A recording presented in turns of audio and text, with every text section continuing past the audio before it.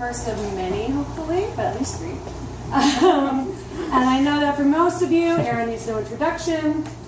Basically, this amazing woman signed a book deal in high school. Now she's in her 3rd year at U of T studying peace, I would get this wrong, peace, justice, and conflict studies. Yeah.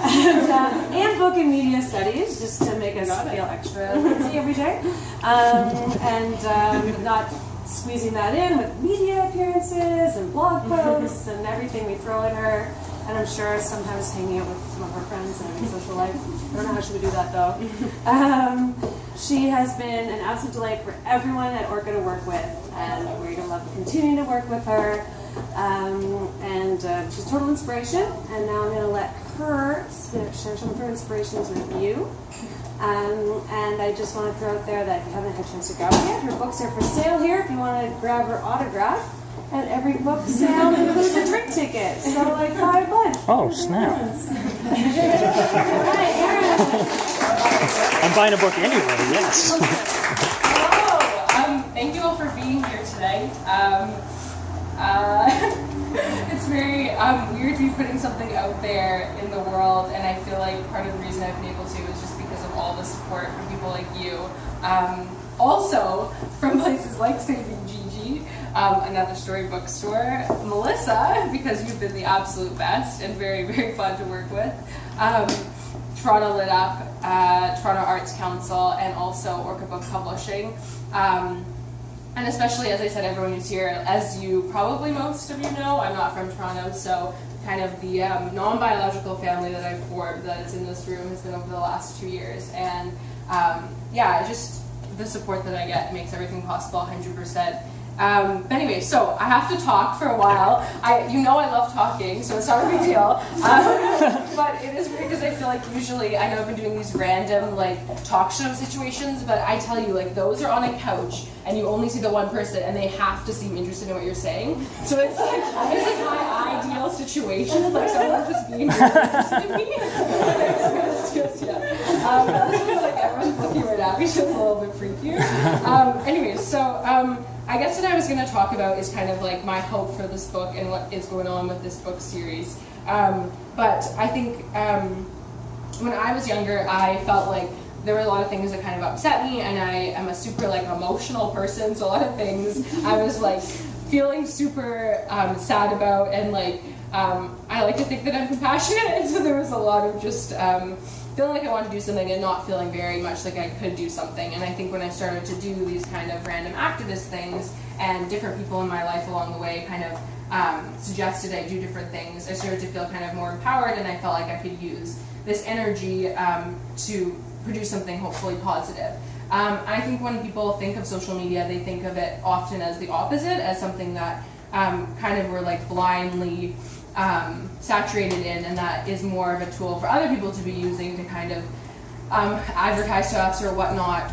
But I think that social media is not something that's going away. It's in one class that I really loved, string one, someone once said, not here, and a student said, I've stolen the quote ever since, but I think he'll never find out. But he said that social media isn't just a new tool or anything like that, but it's a new language we speak. And I think that talking about social media in a negative light and focusing on just stopping using it and how all the issues with it is not a productive conversation to have, because as I said, I don't think it's going away. And my hope is that starting this conversation at a young age about using social media as a tool to kind of empower people to feel like they can do something about issues and tell stories that kind of mean something and that speak to people is a more productive conversation to have about it. And I also feel like talking to youth about it is something that specifically matters to me, because I think when I was younger, there were also a number of people who took me really seriously, even though I was super young. And when I had these crazy ideas to do different things, like lead a protest or something, they didn't scoff at me. And obviously my parents absolutely, and my mom is here today, as I feel like I've probably told you all. But yeah, and I think that I wanted to aim this book towards this YA audience because I really want to take them seriously. And I feel like this is a topic and a conversation about using social media as a positive thing that youth can take on, and I think youth will solve. And I really, I trust them in that way, and I feel like there's so many amazing people people and so much amazing energy from young people, I really wanted to target it towards that. But yeah, I think the next thing I'm going to talk about is just that throughout this book there's lots of stories of people telling their stories in as much of an authentic way as they can, and I think that's one really useful way that social media can be used to kind of connect in a more personal way with someone. When I was growing up, well, I guess I'm still kind of growing up, I'm only 20, but when I was in my preteen years, I watched a lot of YouTube, sort of still do, but I was a really big fan of this YouTuber called Zoella, and she does makeup tutorials and stuff, even though I am very much not good at makeup, nor do I pay much attention, but she also vlogged, and I remember that she came up with this video when I was, 13 or something, about anxiety. And I have generalized anxiety disorder, so hearing her talk about her story in a very much open way and not being ashamed about it at all, and just kind of trying to connect with people in a personal way through this medium made me feel like there was no reason that growing up I would ever feel ashamed about it or anything like that, and I've always been very open about talking about mental health things, and so I think for me at that stage, having this role model that was telling such a genuine and personal story really had a real impact on me, and so I really think that stories like that show us that there can be positive things coming from social media use, and that when you're young, there's such an opportunity to kind of meld what these people are going to do in the future. We Day is another thing that I like. The We Days across North America, I feel like probably lots of you have been to them, but that also had a big impact on me. But anyways, okay, I'm going to also read a section from the book. The section I'm going to start at is called Action Now. Okay. I started to wonder what I could do to affect the lives of people outside my community.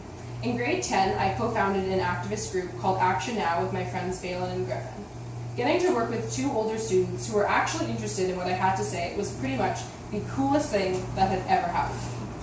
We all agreed that we wanted to make a difference in the world and take action now, hence the fairly self-explanatory name, which still took us more than 2 weeks to come up with, and in the end was one of our mom's ideas.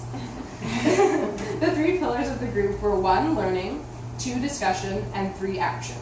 We led school-wide discussions on topics such as social justice and environmental protection.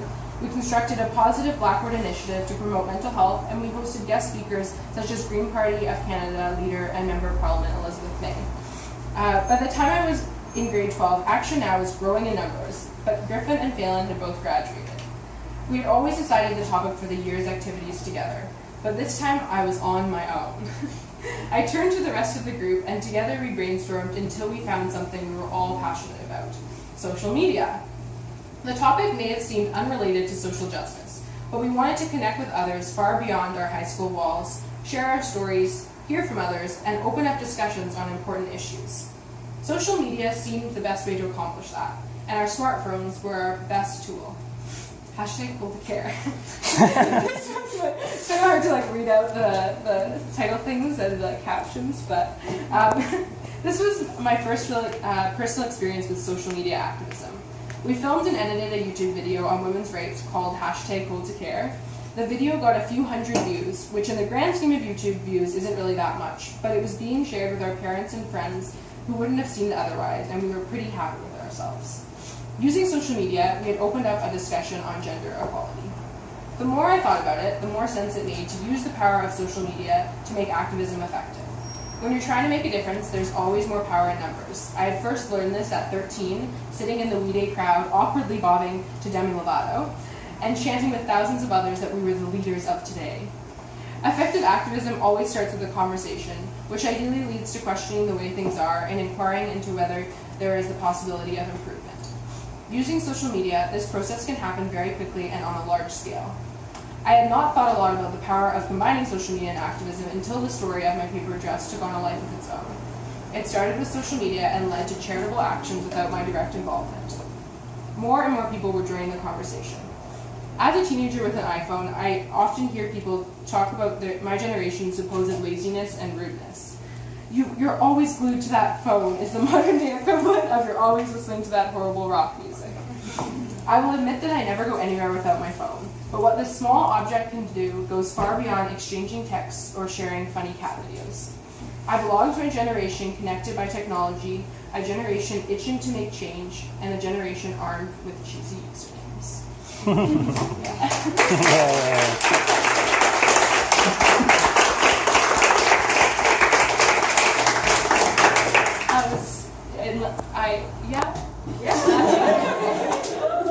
I can talk forever, so you gotta stop me at some point. But yeah, thank you all for coming. This means a lot to me, and I'm really excited, to see what happens with all of this.